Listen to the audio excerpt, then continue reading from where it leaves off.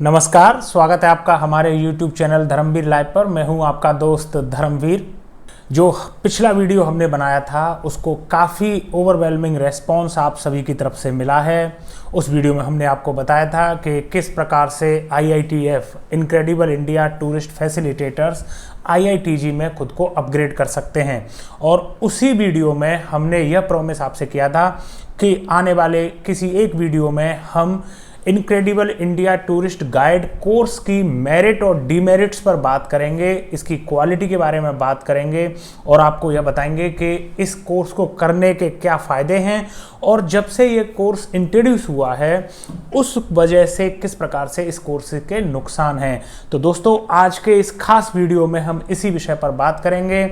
इस वीडियो की शुरुआत हम करें उससे पहले मैं एक और क्लैरिफिकेशन आपको दे देना चाहता हूं कि 2 दिन पहले मैंने बहुत सारे टूरिस्ट गाइड्स जो कि IITG बन चुके हैं या फिर बनने की कतार में हैं, उनके लिए एक मैसेज भेजा था और कहा था कि मैं इस विषय पर एक वीडियो बनाना चाहता हूं। तो उसमें मैंने गाइड से सुझाव मांगे थे, उन सभी से पूछा था कि आप क्या सोचते हैं, IITG कोर्स अच्छा है, बुरा है, अगर बुरा है तो क्या खामियां हैं और अगर अच्छा है तो आपके हिसाब से इसमें क्या चीज़ें अच्छी हैं।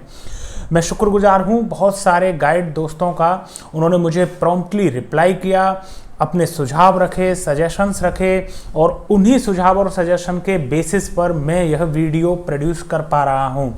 मैं फिर से क्लियर कर दूँ, इस वीडियो में वह सारी बातें इंक्लूड की गई हैं जो कि मुझे अलग अलग टूरिस्ट गाइड्स ने सजेस्ट की हैं। इसमें कुछ भी ऐसा नहीं है जो मैं अपनी तरफ से लेकर आया हूं। जैसे कि मैं पहले भी कई वीडियोस में आपको बता चुका हूं, IITG बनने के लिए अब एक ही चैनल बचा हुआ है। अगर आप पहले से रीजनल लेवल गाइड नहीं हैं तो अब आपको IITG बनने के लिए IITF के थ्रू जाना पड़ेगा। पहले आपको इनक्रेडिबल इंडिया टूरिस्ट फैसिलिटेटर बनना पड़ेगा और उसके बाद आप IITG बन पाएंगे। इसमें एक और बात मैं जोड़ूं, जो मेरा पिछला वीडियो था उस वीडियो के बाद बहुत सारे लोगों ने मुझसे पूछा था कि जो गाइड्स स्टेट लेवल पर काम कर रहे हैं, जैसे कि यूपी टूरिज्म के गाइड हैं, राजस्थान टूरिज्म के गाइड हैं, मध्य प्रदेश टूरिज्म के गाइड हैं, अगर वह IITG बनना चाहते हैं तो उनको क्या रास्ता लेना पड़ेगा। तो दोस्तों, जो जानकारी हमारे पास है उसके अनुसार जितने भी स्टेट लेवल या मॉन्यूमेंट लेवल गाइड्स हैं जो कि अब अपने आप को अपग्रेड करना चाहते हैं, उन सभी को पहले IITF बनना पड़ेगा। और अगर वो IITF बनने में कामयाब रहते हैं प्लस वह पहले से ग्रेजुएट हैं या फिर वो इस पीरियड में ग्रेजुएशन की डिग्री कंप्लीट कर लेते हैं, उस स्थिति में वह IITG बन पाएंगे। अब हम बात करते हैं IITG incredible India tourist guides क्यों तो बनाए जा रहे हैं, इनके क्या बेनिफिट्स हैं और इनके क्या नुकसान आने वाले समय में हो सकते हैं। दोस्तों, सबसे पहले हम समझते हैं कि IITG की ज़रूरत भारत सरकार को क्यों पड़ी है और दरअसल इस IITG के पीछे कौन लोग हो सकते हैं। सबसे पहली बात, भारत सरकार को IITG की ज़रूरत 2 कारणों से पड़ी होगी। अब चूंकि भारत सरकार का हमारे पास कोई ऑफिशियल वर्जन नहीं है, हम जानते हैं कि भारत सरकार से जो टूरिज्म मंत्रालय है वहाँ से जुड़े हुए लोगों से कोई बात कर पाना, ऑफिशियल वर्जन ले पाना बहुत मुश्किल काम है, खास तौर से ऐसे प्रश्नों पर जो कि उन्हें सूट नहीं करते हैं। ऐसे प्रश्नों पर वह क्लैरिफिकेशन देना भी पसंद नहीं करते। तो हम केवल एज्यूम कर सकते हैं कि भारत सरकार इस incredible India tourist guide course को लेकर क्यों आई होगी। एक इसका सबसे बड़ा जो कारण हमें लगता है वो है कि भारत सरकार लिटिगेशंस से परेशान हो सकती है। देखिए, पिछले 20 से लेकर 30 वर्ष का अगर हम इतिहास उठाकर देखें टूरिस्ट गाइड्स की लाइफ का, तो कहीं ना कहीं किसी ना किसी कोर्ट में हर समय कोई ना कोई टूरिस्ट गाइड एसोसिएशन किसी भी दूसरी टूरिस्ट गाइड एसोसिएशन या फिर खुद भारत सरकार के ही खिलाफ मुकदमा लड़ रही होती थी। आप कई वर्ष का इतिहास उठा लीजिए, कभी किसी स्टेट एसोसिएशन के खिलाफ रीजनल लेवल गाइड की एसोसिएशन मुकदमा लड़ रही है, कभी डिस्ट्रिक्ट एसोसिएशन लड़ रही है स्टेट एसोसिएशन के खिलाफ, कभी कोई एसोसिएशन सीधा गवर्नमेंट के खिलाफ लड़ रही है, कभी स्टेट गवर्नमेंट के खिलाफ लड़ रही है और कभी आर्कियोलॉजिकल सर्वे ऑफ इंडिया के खिलाफ लड़ रही है। तो ये जो IITG कोर्स है, जिसको इन्होंने अब इनक्रेडिबल इंडिया टूरिस्ट गाइड का नाम दिया है, ऑल इंडिया वैलिडिटी के साथ आ रहा है ये लाइसेंस।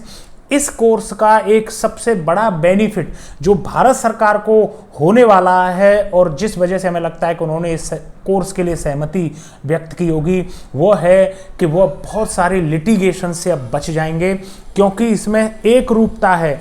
कश्मीर से लेकर कन्याकुमारी तक एक ही गाइड काम कर पाएगा, एक ही जैसा लाइसेंस हो गया। तो सभी के लिए अब ये क्लैरिटी हो गई कि अगर आपको ASI से काम करना है तो आपको इस चैनल से आना पड़ेगा। पहले रीजनल लेवल गाइड के लाइसेंसेज होते थे, कुछ मॉन्यूमेंट गाइड के लाइसेंसेज होते थे, फिर इसमें से स्टेट गाइड जो चाहते थे ASI में काम करना वो अलग से अप्रोच करते थे। इस वजह से काफ़ी हद तक कानूनी प्रक्रिया स्टार्ट हो जाती थी, कोर्ट केसेस चलते थे। तो एक ये रीजन है जिस वजह से भारत सरकार इस कोर्स को लाई होगी। जो दूसरा एक कारण सबसे स्पष्ट तौर पर हमारी समझ में आता है, वो कारण हो सकता है ITO, Indian association of tour operators. Bharat में ट्रैवल एजेंट्स और टूर ऑपरेटर्स की सबसे बड़ी एसोसिएशन और बॉडी है। इस एसोसिएशन को ऐसा लगता था कि भारत के कई रीजन्स में काम करते समय गाइड्स जो फीस चार्ज करते थे वह इनके बजट से बाहर जाती थी। हमने पिछले वर्ष ITO के प्रेसिडेंट राजीव मेहरा जी से इस बारे में एक बार सवाल किया था कि ये जो नया कोर्स आ रहा है all India level tourist guide वाला, और जो फैसिलिटेटर्स बनाए जा रहे हैं, उनके पीछे क्या उनका हाथ है, क्या ITO का हाथ है? तो राजीव मेहरा जी ने हमें जो जवाब दिया था, उस जवाब के बाद हम आपको बता रहे हैं कि 99.99% इस all India level tourist guide course के पीछे ITO का प्रेशर जरूर रहा होगा, क्योंकि उन्होंने हमें साउथ इंडिया का एक एग्जाम्पल दिया था कि वह जब साउथ इंडिया में कोई टूर ऑपरेट करने की कोशिश करते हैं तो वहाँ पर उनको गाइड फीस के मद में बहुत ज़्यादा पैसा खर्च करना पड़ता है। इस वजह से वो खुद चाहते थे कि इस तरीके का कोई कोर्स इंट्रोड्यूस किया जाए जहाँ पर कि पूरे देश में एक गाइड हो और वही गाइड सभी जगह पर एक ही फीस में काम कर पाए। तो इस कोर्स को आने के दो कारण हमें लगते हैं। सबसे पहला कारण है कि भारत सरकार लिटिगेशन से परेशान थी। दूसरा कारण हमें लगता है कि ITO जो कि ट्रैवल एजेंट टूर ऑपरेटर्स की संस्था है, वह सस्ते में गाइड्स हायर करना चाहती थी। इस वजह से उन्होंने बहुत सारे गाइड एक साथ बनाने के लिए प्रयास किया और फाइनली ITO अपने इस प्रयास में पूरी तरह से सफल है। लगभग 3000 रीजनल लेवल गाइड्स पहले थे भारत में, जो कि अब ऑल इंडिया लेवल काम करने के लिए लगभग रेडी हैं। इसके अलावा लगभग 5000 से लेकर 6000 फैसिलिटेटर्स भारत सरकार रेडी कर चुकी है, और उनमें से भी अगर हम मान लें कि 70% लोग ऐसे हैं जो ग्रेजुएट हैं, तो वो 70% लोग लगभग 4000 से लेकर 5000 के बीच में एक ऐसी संख्या आने वाली है इनक्रेडिबल इंडिया टूरिस्ट गाइड्स की, जो कि कश्मीर से लेकर कन्याकुमारी तक काम कर पाएंगे। तो लगभग अब 7000 गाइड ऐसे ITO बनवाने में कामयाब रही है, जो कि कश्मीर से कन्याकुमारी तक उनकी शर्तों पर, उनके दिए गए पैसे और मेहनताने पर काम करने के लिए रेडी हो जाएंगे। इस कोर्स का टूरिस्ट गाइड्स पर क्या प्रभाव पड़ेगा? सबसे पहले आप समझिए कि पॉजिटिव चीज़ तो ये है इस गाइड कोर्स की कि tourist guides round the years, मतलब पूरे साल खुद को व्यस्त रख पाएंगे। कुछ फील्ड ऐसे हैं जहां पर कि सर्दियों में ही काम चलता है, कुछ रीजन्स ऐसे हैं, लेकिन कुछ रीजन्स ऐसे हैं जहां पर कि काफ़ी काम सर्दियों के बाद भी होता है। भले ही वो विदेशियों के साथ नहीं होता हो, लेकिन इंडियंस के साथ होता है। तो इस कोर्स के आने के बाद जो नंबर ऑफ वर्किंग डेज हैं गाइड्स के पास, वो बढ़ जाएंगे। अब वो बढ़ेंगे कैसे? सबसे पहले तो ये है कि जो गाइड हैं वो डोमेस्टिक क्लाइंट्स के साथ भी अगर काम करना चाहते हैं तो अब उनके पास बेटर अपॉर्चुनिटी आएगी। जैसे कि अभी गर्मियों के टाइम पे जब छुट्टियां चलती हैं तो काफ़ी टूरिज्म चलता है पहाड़ों पर, हम जानते हैं कि हिल स्टेशंस पे काफ़ी टूरिस्ट जाते हैं। ऐसी जगहों पर अब गाइड अपने लिए काम खोज पाएंगे, चाहे वो राजस्थान के रहने वाले हैं लेकिन वो हिमाचल प्रदेश में काम करना चाहते हों, या फिर वो उत्तर प्रदेश के रहने वाले हैं वो मध्य प्रदेश के हिल स्टेशंस पे काम करना चाहते हों, या फिर कहीं और। तो अब ऑल इंडिया लेवल गाइड का लाइसेंस आने का बेनिफिट ये है कि अब सभी जगह वो काम कर पाएंगे। एक और जो दूसरा बेनिफिट जो हमारे गाइड साथी हैं उन्होंने हमें सजेस्ट किया है, इसका सबसे बड़ा बेनिफिट जो वो देखते हैं आने वाले समय में इस कोर्स का, वो बेनिफिट है कि अगर उन्होंने किसी क्लाइंट को फॉर एग्जांपल राजस्थान में घुमाया, उनको किसी कंपनी ने यहाँ पर टूर दिया था, या फिर वो क्लाइंट उनको डायरेक्ट मिला, उस क्लाइंट को उन्होंने अपने इस रीजन में घुमाया राजस्थान में, और इसके बाद उनके चूंकि उस क्लाइंट को अच्छी service the, client was very happy, वो क्लाइंट उनके साथ दोबारा आना चाहेगा, तो अब वो राजस्थान तो नहीं आएगा क्योंकि वो पहले घूम चुका है, अब वो दूसरा कोई सेक्टर आएगा। खासतौर से अगर आप इनबाउंड टूरिज्म की जो जिस प्रकार से काम करता है अगर आप उसे ध्यान से देखें तो ज़्यादातर विदेशी पहले राजस्थान आते हैं, फिर उसके बाद वो साउथ इंडिया जाते हैं, फिर उसके बाद नॉर्थ ईस्ट वगैरह का जो पार्ट है उसको करते हैं, इसके बाद वो सेंट्रल इंडिया करते हैं, महाराष्ट्र जाते हैं। अब जिस क्लाइंट को आप एक बार राजस्थान में घुमा चुके हैं और जिसके साथ आपके पहले से ही रिलेशन है, वो चूंकि आपने अच्छी सर्विस दी थी तो वो क्लाइंट आपके साथ में है, कांटेक्ट में है।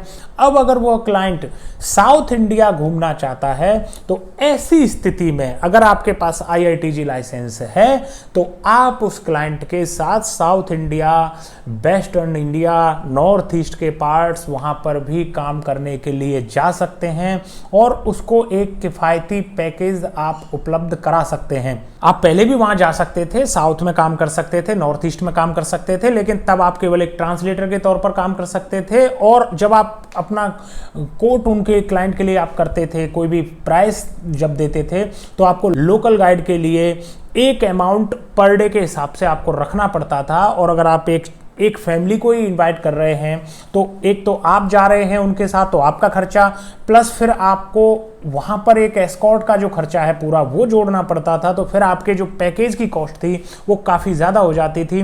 तो बहुत सारे गाइड अपने गेस्ट्स को अपने साथ वापस नहीं बुला पाते थे क्योंकि साउथ और नॉर्थ ईस्ट में उनको गाइड हायर करने के चार्जेस ज़्यादा देने पड़ते थे।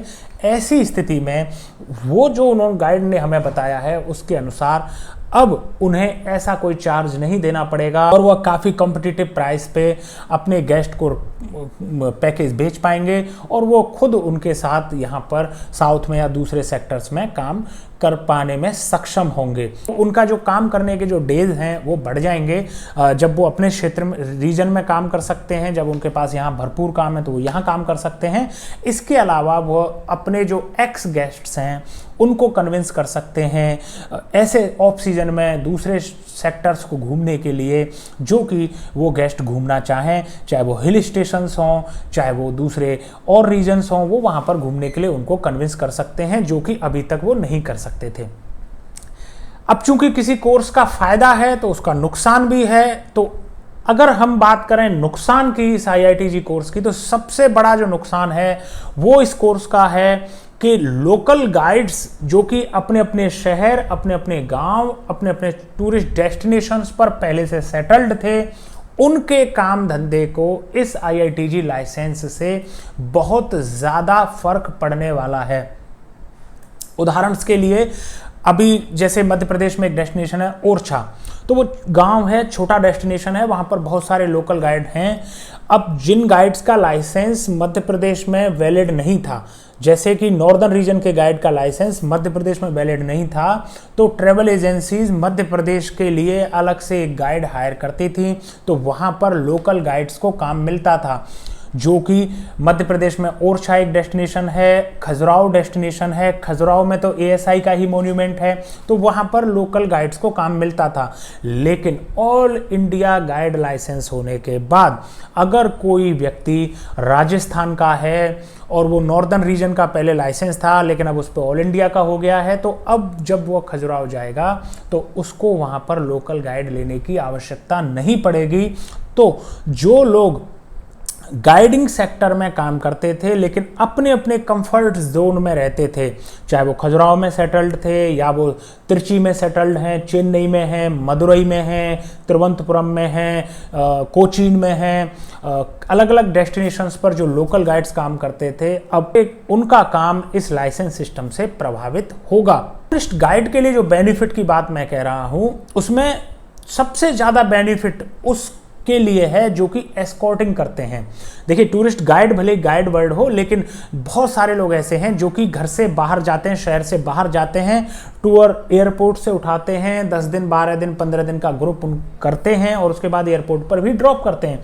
ऐसे लोगों के लिए all India level guide licence तो बिल्कुल, जिसे कहें तो संजीवनी की तरह है। उनको इसका बेनिफिट ही बेनिफिट है। जहां उनको लोकल मॉन्यूमेंट्स पे अलग अलग पैसे देने पड़ते थे, वो अब उनको नहीं देने पड़ेंगे और वह एक ही लाइसेंस के साथ जम्मू कश्मीर से लेकर कन्याकुमारी तक काम कर पाएंगे।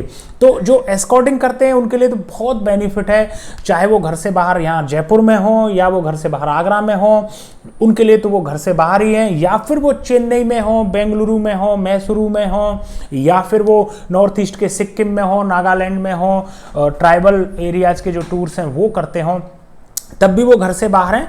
तो ऐसे लोगों के लिए जो कि एस्कॉर्टिंग करते थे उनके लिए तो ये लाइसेंस बेनिफिट है।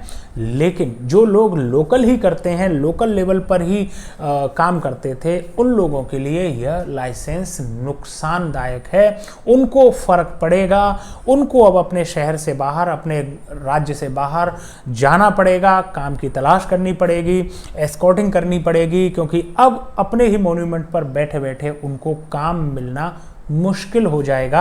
मैं ये नहीं कह रहा कि बिल्कुल बंद हो जाएगा, ऐसी उम्मीद है कि बहुत सारे एस्कॉर्ट्स लोकल गाइड हायर करेंगे, वहां पर वो लोकल गाइड्स को पे करेंगे और उसके बाद अपना काम करेंगे।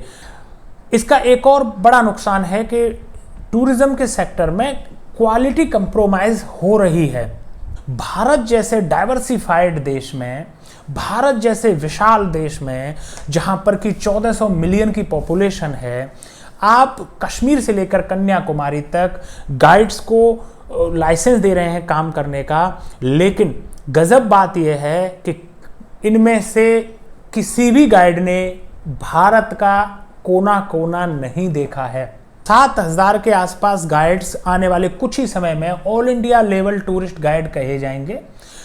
क्लाइंट की नज़र में वो पूरे भारत के गाइड होंगे, लेकिन असलियत यह है कि आर्कियोलॉजिकल सर्वे ऑफ इंडिया उन गाइड्स को लाइसेंस भले ही दे रही हो, लेकिन उनको प्रॉपर ट्रेनिंग दे पाने में कामयाब नहीं रही है। पिछले कुछ ही वर्ष के अंदर, ये कोविड के पीरियड में ही घर बैठे बैठे ऑल इंडिया लेवल गाइड के लाइसेंसेस दे दिए गए हैं। गाइड्स को अप्रूव कर दिया गया है, ऑथराइज कर दिया गया है काम करने के लिए, बिना प्रॉपर स्टडी करे, बिना प्रॉपर पढ़ाई करे, बिना proper all India level guiding की नॉलेज जांचे और बिना प्रॉपर प्रैक्टिकल ट्रेनिंग दिए। भारत बहुत बड़ा देश है, अलग अलग कल्चर है, अलग अलग बोली, भाषाएं, फेस्टिवल्स, फोकलोरिक स्टोरीज हैं। एक एक रीजन कर पाना बहुत मुश्किल होता था एक गाइड के लिए, इतनी नॉलेज गैदर कर पाना बहुत मुश्किल होता था। अब तो खैर भारत सरकार ऑल इंडिया लेवल पर लोगों को काम करने के लिए कह रही है। तो अगर गाइड्स ने लोकल गाइड हायर नहीं किए, अलग अलग मॉन्यूमेंट्स पर लोकल गाइड्स नहीं लिए, तो क्लाइंट को जो नॉलेज मिलने वाली है वह नॉलेज एट पार तो बिल्कुल भी नहीं होगी। ऐसा संभव नहीं है कि आप नॉर्थ इंडिया से किसी गाइड को साउथ इंडिया भेज दें और वह वहां पर वही काम कर पाए, उसी तरीके से काम कर ले जिस प्रकार से साउथ इंडिया में इतने सालों से रहने वाला गाइड कर रहा है। अचानक से ऐसा पॉसिबल नहीं है। कई वर्ष और कई टूर लगते हैं जबकि पॉलिश होकर एक परफेक्ट गाइड बनता है। एक गंभीर खामी, इस लाइसेंस सिस्टम में अभी भी बच गई है।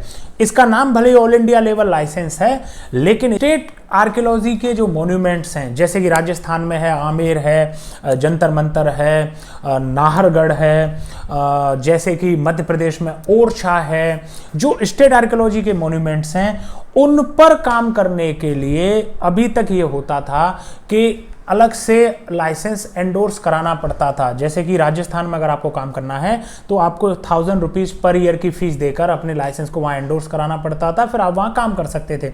ऐसे ही एमपी के लिए नियम होगा, ऐसे ही उड़ीसा, कर्नाटका, तमिलनाडु सभी के लिए नियम होगा। लेकिन अभी तक जब ये होता था तो हमारा एक छोटा लाइसेंस है, उस लाइसेंस के पीछे एक स्टैंप लग जाती थी और उससे वो काम हो जाता था। लेकिन अब जब भारत सरकार ऑल इंडिया लेवल गाइड का लाइसेंस दे रही है, कश्मीर से कन्याकुमारी तक काम करने के लिए ऑथराइज कर रही है, तो भारत सरकार ने इस बारे में कोई निर्णय नहीं लिया है कि लाइसेंस के ऊपर एंडोर्समेंट अलग अलग स्टेट गवर्नमेंट किस प्रकार से करेंगी। 5000 रुपये खर्च करके राजस्थान का एंडोर्समेंट लोग करा रहे हैं 5 साल के लिए।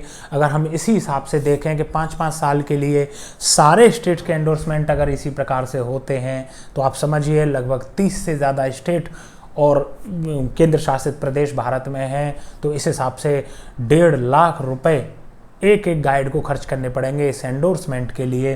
तो इस बारे में भारत सरकार को वैसे तो पहले ही सोच लेना चाहिए था, लेकिन नहीं सोचा, अब सोचना चाहिए। पर्यटन मंत्रालय को इस बारे में क्लैरिटी लेनी चाहिए, गाइड एसोसिएशन के साथ बात करनी चाहिए और इस बारे में क्लियर होना चाहिए कि IITG के जो लाइसेंसेज हैं उनको अलग अलग स्टेट्स में उनके मॉन्यूमेंट्स में काम करने की इजाज़त किस प्रकार से मिलेगी।